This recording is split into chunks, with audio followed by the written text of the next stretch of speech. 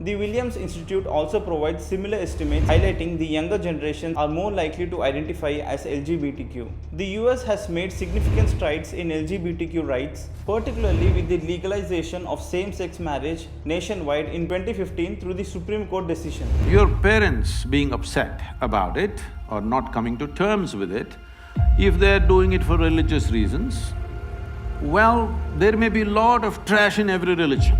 There is. Who are very close to me, who are around me, all died before they're 35 because freedom.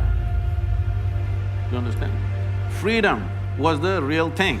The fact that I am LGBTQ and trying to understand how I fit in, and oftentimes I was not accepted in one of your talks. When you mentioned that, I almost felt as though, don't publicize your gayness or don't publicize your non-gayness, and so I'm trying to understand why you said that, if you're thinking around it. I thought this is one aspect of life which doesn't need publicity.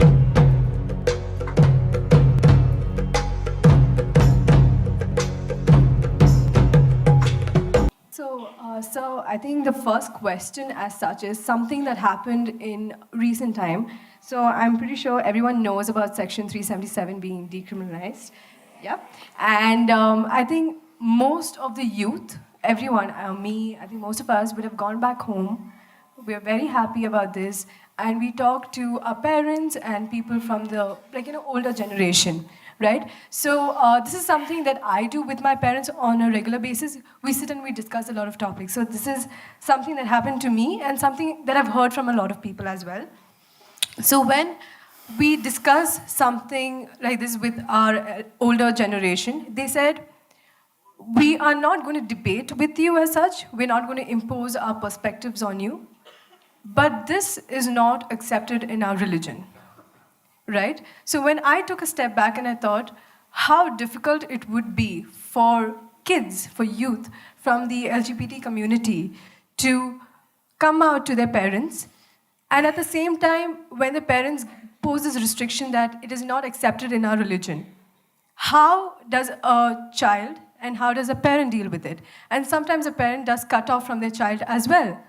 So just want to know your perspective on the LGBT community or homosexuality as such with religion, and at the same time how a parent and a child should deal with it. Because I think a relationship between a parent and child is so important, right? And to lose something on that lines is not something. Let's see, probably till now, largely in the social space, in the media space, in the social media space, everybody is pitching either for or against. Can we for some time not pitch for or against and simply look at the issue as it is? Can we? Look at me, I'm not a prude, okay? Let that be clear. So, when we say sexuality, let's understand this.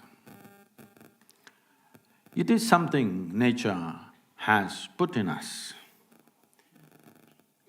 Because there is something called as perpetuation of the race or the species, otherwise it won't happen. Of course, we being human beings, having more brains than body, supposed to, because of that, we kind of eliminated the reproductive part and just using the pleasure part of it, all right? This is sexuality right now largely in the world. But essentially, this pleasure also is come into the sexuality process because otherwise, well, if there was no pleasure to it, maybe we wouldn't be born, you and me. Our parents would not have gone into it if there was no pleasure at all attached. Yes or no? So we are here because of that. So there is no denying it or putting it under the carpet, that's not the thing.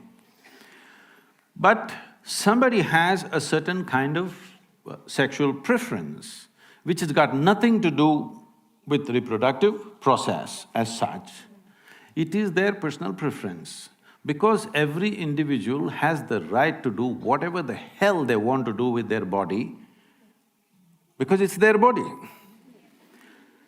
But if it is something harmful, you're going to cut your nose off or you're going to cut something else off, then maybe we will try to prevent you. but you're not causing any harm to yourself in that way, then it's your business as long as you do something in your private. Right now, the Supreme Court decision is just that what a person does in their private space is nobody's business. Government need not enter people's bedrooms, that is the law, all right? And I think it's right. But at the same time, why so many of you are upset about it or for it or against it is simply because there has been a campaign around the world.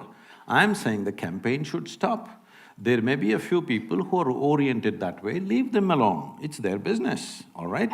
Even if you're a heterosexual, you don't go about talking it on the street. Hello? You don't, isn't it? Because private matters must be handled that way unless you give some sanctity to this body. Please understand this. The fundamental difference between animal nature and human nature is this: we are doing the same things that they do. They earn a living, they go around, they reproduce, they die. We also do the same thing. We think a lot about it and we make a whole lot of fuss about it, but we are doing the same thing. Only difference is we can do all these things of eating, sleeping, reproducing, everything more consciously. Because of that, we hold ourselves little different from the other creatures. Otherwise, what's the big difference? You may think there's a difference, other animals are looking at you and thinking, what about you? Isn't it? So, this is the fundamental process. Now, individual people have some choices. I don't think it needs to become a national or international issue, it's their business, what they're doing. But at the same time, there is no need to campaign for it or against it. There's no need to campaign against it, there is no need to campaign for it. If you allow nature to take its course, the percentage of people who will fall that way are extremely small. But because of a whole campaign going on in the world, the number of people entering that space has become bigger, much bigger than what it should be. Having said that, your parents being upset about it or not coming to terms with it, if they're doing it for religious reasons, well, there may be a lot of trash in every religion, there is. But there is also some wisdom gathered over the times in every religion, yes or no? So this wisdom, some people are calling it religion, some people are looking at it just sensibly and doing what they have to do. Some people read religious texts and come to this wisdom because they're not able to figure it out themselves. So do you have to agree with all the things that they say in the religion? No. But do you have to simply blanket disagree with everything? That'll be foolish. Because human experience cannot be thrown away, isn't it? Thousands of years of human cultural experience cannot be just thrown away. We have to take what is sensible and what is not. So when it comes to this aspect, they know the consequence of this. See, when you're at this age, the most attractive word is freedom. Hello? Well, I come from the 60s. You know what 60s? So, freedom is the word. In this… but since then I've looked at human mind in so many ways. The moment you utter the word freedom, people will end up doing freaky things. Because freedom is a consequence. It is not a thing that you do. See, freedom is not an act, freedom is a consequence of how I experience my life. Freedom comes out of a responsible existence. If you think of the consequence without taking care of the process, you will always end up as a disaster. I must tell you this. Well, at least 12 to 15 of close friends that I had when I was growing up, they all died before they're 35. Well, some of them, because we were living on motorcycles, they got killed on the motorcycles, rest drank themselves to death, others drugged themselves to death. At least 12 to 14 people who were very close to me, who were around me, all died before they're 35 because freedom. Do you understand? Freedom was the real thing. They became free, and they became free. Death is definitely freedom.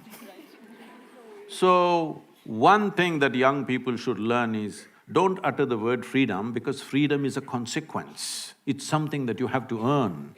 It doesn't come as a philosophy. In 60s, we thought it's a philosophy. If you live responsibly, you will see freedom will come. When I say responsibly, not in the sense of civic responsibility, if you retain your ability to respond to life without any prejudice, without any restriction, you will see you will become free. Your ability to respond, if it is unlimited, it is freedom, isn't it? Now, coming to this religious resistance, there's nothing religious about this. Sexuality is a biological process. Yes? The very fact that nature created opposites, it has some intention. Well, some people didn't take to natural ways, it's okay, it's their choice.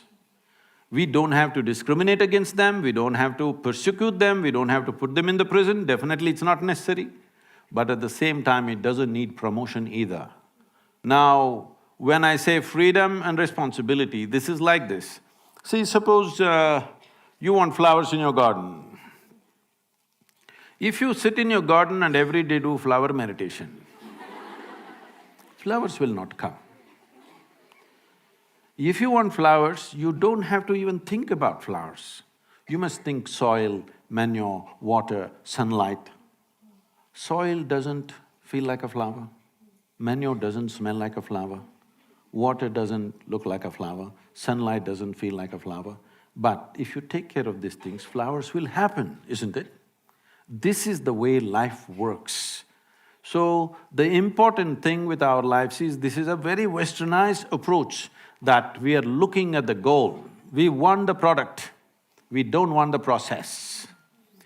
No, if you're devoted to the process, if you're truly devoted to the process that you're doing right now, you will naturally do your best. Everything that you have, result will come or no? Result will come or no? It'll come. Just because you sit here and desire the result, it's not going to come. You will only have plastic flowers in your head. Flowers will not grow in your garden. So, this is a time of life. I'm surprised, like it's not just you, just about anywhere I go, young people are asking only this question. What this means is, they are trying to live too early. See, this is a time to grow, this is a time to enhance yourself, because your ability to enhance yourself and grow will not be the same after 10 years, believe me. Your ability to learn will not be the same. Your ability to grow physically, emotionally, intellectually and in consciousness will not be the same after 10 to 15 years' time. So this is a time to grow. When it's time to grow, if you try to live too much, some life you want to taste, but if you try to live too much, you will see your growth will be impeded and your life will be stunted in so many different ways. So it's very important young people focus on growth, because we are seeing this, like I've traveled across the United States, many of these universities. It brings tears to me when I see how it is. I'm glad, at least in India, most of the students are sober in the daytime. Really, I'm telling you, in top universities, daytime they're all gone. So, we're becoming slaves of commerce. Because people have intentions to do their own thing, they're just enslaving the people, young people, because they want to sell their brand. Because it seems early age, if you get used to a certain kind of beer, that's what you're going to drink for the rest of your life. Yes, they have done research on this, universities have done researches on this, and they're supplying free beer in the school. Tell me, does it take a genius to understand this, that if I open a book which is of some complexity and I want to grasp this, if I'm intoxicated, can I grasp it? Hello? Does it take a genius to understand this, I'm asking? So, you don't have to… when your parents say something, they may refer to their religion because they think it's an authority. You take away the authority, just listen to the words. If it makes sense, do it. If it doesn't make sense, tell them politely, that's not the way it is with me, all right?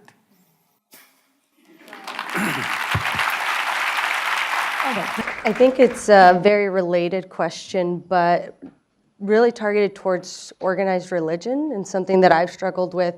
So I understand, the pursuit of freedom, justice, but oftentimes what I've struggled with in regards to religion, I grew up Catholic, I'm Catholic, is its view and limited acceptance of the LGBT community. And the fact that I am LGBTQ and trying to understand how I fit in, and oftentimes I was not accepted. It depended on, how progressive a church was, but how do you see religion playing a role in the justice, in being more tolerable, compassionate towards people from different sexualities? A bishop went to the mental asylum, not as a patient but to give a talk. So they gathered people like this. He spoke. Nobody was listening to what he was saying, they were all busy with their own things. But there was just one guy in the front row who without batting an eyelid was listening and drinking up every word that he was talking. Nobody else, not a single person was listening except this one guy. After an hour-long speech, the moment the talk was over, that guy got up, went there, like there is a dean in the hall, there was a medical professional there. He went to him, said something to him and then left. So the bishop was very eager to know what that guy said, because nobody else was listening, he was the only guy listening. So bishop inquired with the doctor, what did that guy say? He was listening to me very keenly. So the doctor said, he just asked, why am I in and why is he out?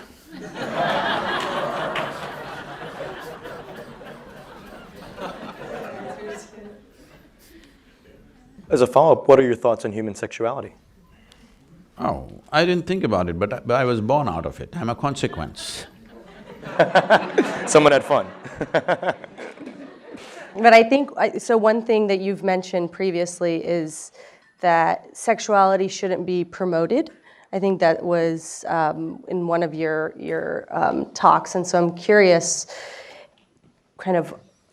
I assumed, and again, this is my assumption, that when you mentioned that, I almost felt as though, don't publicize your gayness, or don't publicize your non-gayness, and so I'm trying to understand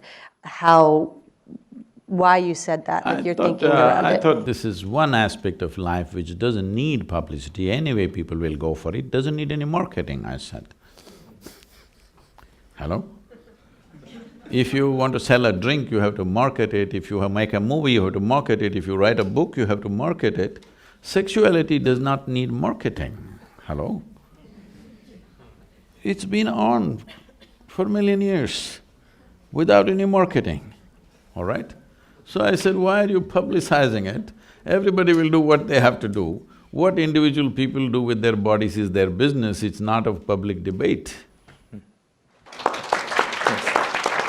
Here are few countries where LGBTQ population is relatively larger based on available data and surveys. United States population estimates. According to a 2020 Gallup survey, about 5.6% of US adults identify as LGBTQ, which translates to around 14 to 17 million people given the current population.